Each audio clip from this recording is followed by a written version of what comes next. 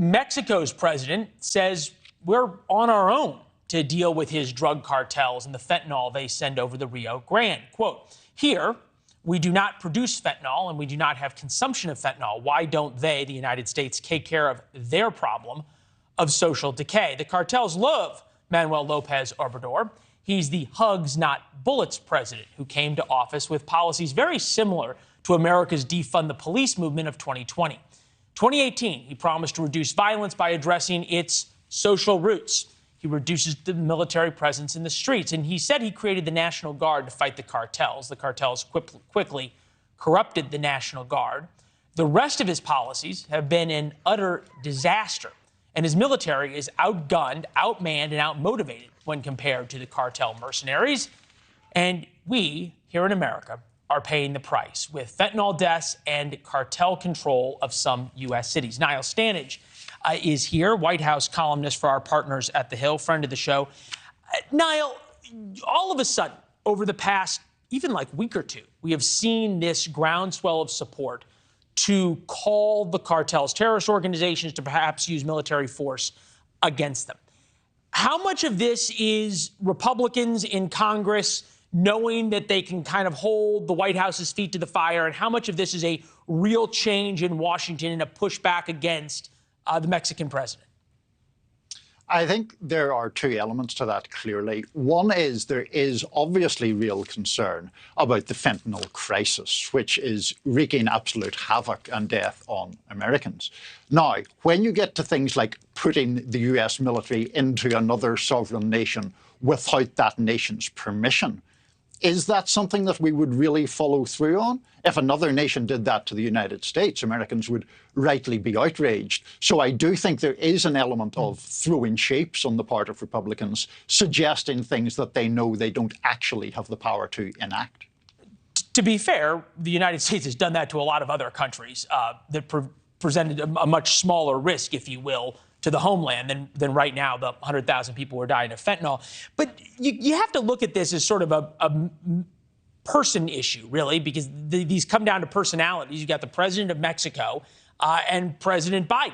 And the president of Mexico is really thumbing his nose right now at the United States. I want to play back-to-back here. President Biden on Cinco de Mayo with Vivek Ramaswamy, who is a Republican running for president. Take a listen. The United States and Mexico are more than good neighbors. It's not our backyard, it's our front yard.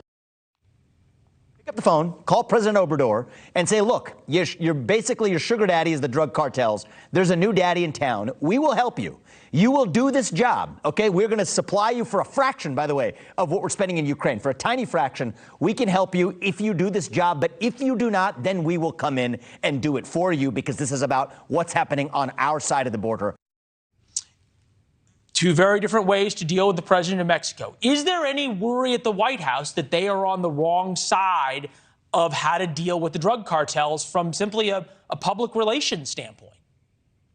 There is a worry for sure that the sheer scale of the drug problem, particularly regarding fentanyl, is an issue of major public concern and a potential political vulnerability. Now, against that, you put, for example, the budget that the White House released just a couple of days ago. That provides, by virtue of a request, for $1 billion just for the Pentagon's anti-drug efforts. Now, admittedly, that's not only fentanyl and it's not only Mexico, but it's still $1 billion, as well as an increase in the money for the CBP's anti-drug efforts to $4.3 billion. Right. And every expert we talk to, though, says that, hey, it just doesn't work, right? That you can throw money at the problem, but if you keep doing it the same way, it's not going to change unless you go after the cartels. You talked about the budget speech yesterday. President Biden mentioned the word equity 63 times versus fentanyl just twice. There just doesn't seem to be a priority on this, obviously. I mean, the issue there obviously is one that, again, is a politically vulnerable point, particularly to Americans who are suffering the personal impact of this drug crisis. Now, the White House argues that it's not just, of course, a supply issue, it's also a demand issue. The most recent figures we have are in 2020. At that time, there were more than 40 million Americans who needed or had some sort of substance abuse problem. Fewer than 3 million got into a treatment facility. The White House would argue that that is as much of a priority as the suggestion that the U.S. military should be deployed in some fashion inside Mexico.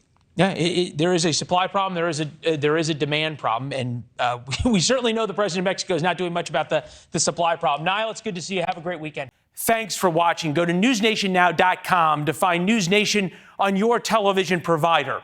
And don't forget to subscribe. Click the red button to get more of NewsNation's fact-driven, unbiased coverage.